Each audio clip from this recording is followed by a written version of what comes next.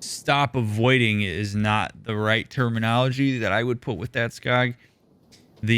What it would be is, rather than the idea of stop avoiding, it would mean that building distress tolerance is hanging in there with the discomfort a little bit longer each time until you've built a level of resiliency around that.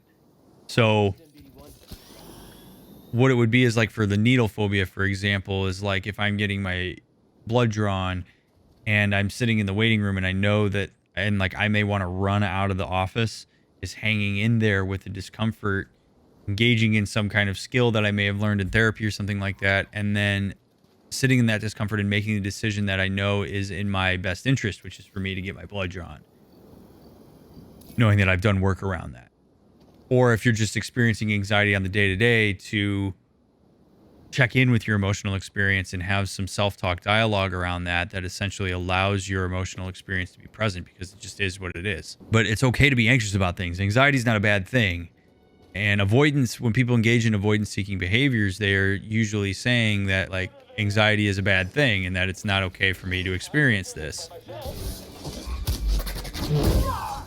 And most of us don't like the discomfort of anxiety, but it doesn't mean that it's necessarily a bad thing. It's an emotion we experience that mitigates risk from an evolutionary standpoint.